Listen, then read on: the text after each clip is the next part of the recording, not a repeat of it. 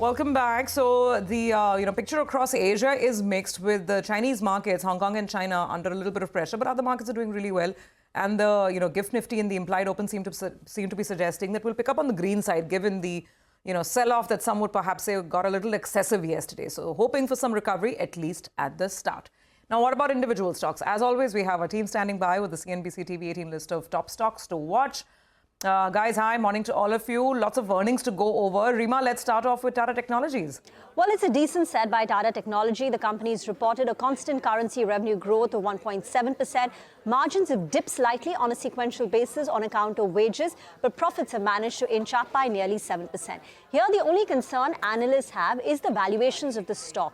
So Citi says valuations at 40 times FY26 is expensive, so they've got a sell rating. JP Morgan says that if you want to play the auto ER&D space, then they prefer to play it via KPIT Tech, because both KPIT Tech and Tata Tech both are trading at 40 times forward multiple, but KPIT Tech is offering you a higher growth. So therefore, they've got an underweight rating on Tata Tech. That said, the stock has been an underperformer. Its all-time high was 1700, but just in the last 1 year itself, the stock is down close to about 30%. Okay, all right, Rima, thanks a lot for that. Well, I'm looking at Dalmia, Bharat, as well as India Cements, and both those numbers look quite weak. Now, for Dalmia, Bharat, they're focusing on price rather than volumes. That seems to have hurt them. So on the volume aspect for the past quarter, well, it was a bit of a miss, because we were estimating a growth of around 5-6% or thereabouts in terms of volumes, but that's come down by close to around 1.5%. And that's the key reason that there is a miss. So on the top line, there's a mild miss. Realizations went up by around 3% quarter on quarter. That's the lone positive actually in these numbers. Otherwise, input costs were higher than expected. Volume growth was lower than expected. Keep in mind, in the base year, they had that tolling agreement with JP. So X of that, actually, they grew by close to 4%. But that's still lower than what the street was working with. So these numbers go down as disappointing. The EBITDA per ton improvement is just 115 rupees. The street would have liked to see a number of around 150 to at least 200 rupees. So that as well is disappointing. And the debt has gone up because of the expansion plan. What supports the stock will be valuations, but that's always been the case. So we'll wait by to hear in from the management. But these numbers go down as a bit of a disappointment. The good news is commentary for the next quarter. The management says things are looking up. So kicking the can down the road, we could see some bit of recovery intraday. On India Cements, well, now it's part of Ultratech, because they've become a subsidiary from 24th of December. So watch out when Ultratech comes out with a set of numbers. For around 6-7 days, they'll be accounting for India Cements numbers as well. Numbers disappointing. Top line degrowth of 15%. EBITDA loss out there. Power and fuel costs going up when you're not growing too much. And transport as well is higher when we're talking about input costs that are cooling off. You'll say, well, the profit number is good. That's because of an exceptional item. What's good for them is now they're under the fold of Ultratech Cement, and the debt number has come down to around 880 crores, which is a sharp reduction. But the numbers go down as a disappointing set of numbers. All right, so keep an eye out on those names. KEI Industries is another one which reported earnings, and we had Cyient, DLM as well. Upasna is here with both those. Upasna, morning. Good morning. First up, let me start with KEI Industries. The company has reported overall a mixed quarter. Revenue was a beat, PAT in line, while margins were lower than the street estimates of 10% on a YoY basis. Now coming to revenue first, it stood at 2,467 crores with an uptick of 20%, and this revenue growth was mainly led by company's key segment, that is its cables and wires segment, which reported a revenue growth of 26%, while margins dipped by 50 basis points at 10.1%.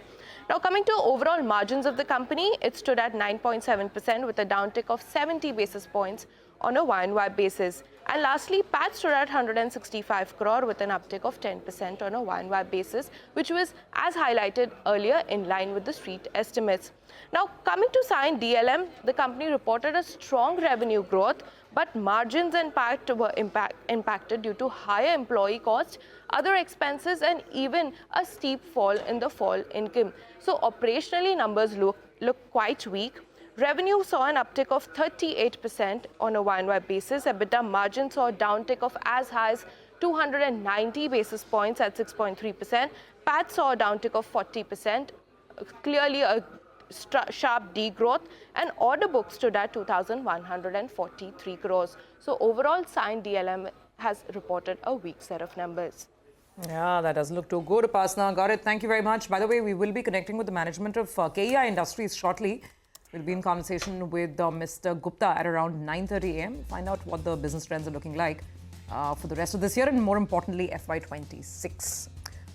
All right, more numbers. Let's move on to the financials. Abhishek, how is it looking for PNB Housing and Jana SFB? Well, PNB Housing reported a mixed set of numbers. What has worked for them is that the net interest margin and spreads are at 4-quarter high of 3.7% net interest margin and about 2.3% of spreads. Now, operating profits were down 0.9% sequentially. Their asset quality has improved 1.2% gross NPA ratio versus 1.27% in the previous quarter.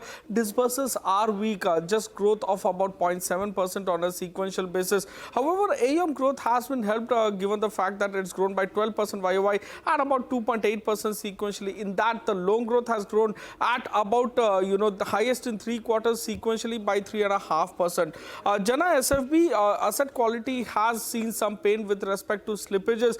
Management has guided the worst is behind. So slippages are high at about 437 crore versus 412 crore in the previous quarter. The annualized slippage ratio continued to remain elevated at about 6.25%. So they had a massive write-off of 109 crore, which actually held the asset quality this time around. It wasn't there in the previous quarter.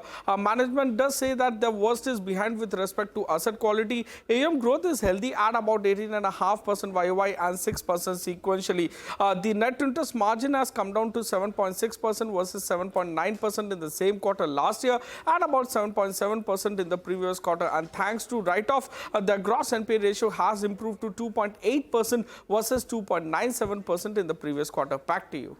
Okay, all right. Thanks a lot for that, Abhishek. Well, we'll connect with the management of PNB Housing Finance at 9:40 a.m. later today. Well, let's hop across to Rima. She's here to tell us about IndiaMART. Rima, disappointing? Yes, disappointing because there's one key metric we always track. That is the quarterly paid subscribers. It's been dwindling. Many years back, it was about 5,000 to 6,000 every quarter in terms of an addition. Then it trickled down to about 1,500 to 2,000. But this quarter, the paid subscribers have actually fallen sequentially by 3,700, and this was a big negative surprise. So revenues were just up 1.9%. Margin defense was pretty good, 39%. Profits went down by 10%. But again, it's this paid subscriber decline which has disappointed the street. Nomura has downgraded the stock to a reduce. Motilal Oswal maintains a bullish call on the stock because of undemanding valuations. But it's a weak set of numbers from IndiaMART. All right, Rima, thank you very much for that. Well, let's talk about Carborundum Universal next. Sudarshan is here to tell us why. So, good morning. Morning, Prashant. So the news is related to Vent India because Vent India has been informed by both Carborundum Universal and Vent GmbH that Vent GmbH will be selling its entire 37.5% stake in Vent India. So both Carborundum Universal and Vent GmbH hold 37.5% stake each. And this sale will be held via secondary market. Now, as part of the agreement, Vent India will also acquire the trademark from Vent GmbH by paying around rupees 34 crore. Now, the another part of this news is that Vent GmbH is part of 3M India, and there is infringement case going on between Vent India and 3M. So, as part of the agreement, infringement case will also be resolved. So, now what's for the Carborundum Universal? So, the positive part of for Carborundum Universal is it will have right of first refusal if company wants to acquire 37.5% stake that Vent GmbH wants to sell in Vent India. And the last part of the news is there is a JV between Carborundum Universal and Vent GmbH. This JV will be terminated once the stake of Vent GmbH slips below 10% in Vent India. So overall, it's looking positive for Carborundum Universal because it will have right of first refusal if it wants to acquire the stake. Okay, all right, got it. Thanks very much for bringing us up to speed with that development, Sudarshan. Let's now go across to Vamakshi. Look at numbers for ICICI Prudential Life. Vamakshi, tell us more. Well, good morning, Surbhi. The numbers look like a weak set. It's a miss on the VNB front. New business premium was up 53.5% at 6,441 crores. Total AP was up 27.8%, again in line with what the street was penciling in. But the VNB margins were a big disappointment. In fact, VNB margins also contracted on a year-on-year basis from 22.9% to 21.2%, and resultantly led to a miss on the VNB front as well. VNB was up nevertheless 18.6%. 6%. HSBC has gone ahead and maintained its buy rating, but it has cut its target price from 825 to 780 rupees per share. Morgan Stanley, who has an equal weight call on the counter with a target price of 695, says that they've gone ahead and trimmed their VNB forecast by almost 2% for FY25 and 27 following the miss on margins. Macquarie, on the other hand, has a neutral call target price of 725, and they say that the VNB growth has disappointed again. Higher ULIP, declining savings and higher costs have affected margins, and they see downside risk to FY25 VNB estimates. So overall, it doesn't look like a good set for ICICI Pru. Okay, Vamakshi, thanks a lot for that. Well, here's a quick recap of all the top stocks we discussed. Stocks with positive news flow, they include KEI, PNB Housing, Jana Small Finance, and Carborundum Universal. While stocks with negative news flow include Tata Technologies, Dalmia Bharat, India Cements, Cyient, DLM, IndiaMART, and ICICI Pru Life. That's about all the stocks that we're looking at, but Manisha Gupta joins us to give us a roundup of all the action we're getting in from the commodity markets. Morning, Manisha. Morning, Nigel. Thank you for that. Well, even as other commodities are trading slightly jittery, it is the gold and silver prices which have gained up as a safe haven. Gold, by the way, is trading at an 11-week high, is now above $27.50 an ounce. Well, there's hedge buying, there's uncertainty on U.S. policies. That really seems to be supportive. Coming to the crude oil prices, and yet another night where we've seen a decline continuing. We're trading at 79 for the Brent now, so have broken below $80 as the U.S. President Trump reiterates his consideration of a 10% tariff on China, which is a top oil consumer. This has amplified trade war concerns, and the markets are now also looking at potential hefty levies on Canada and Mexico as well.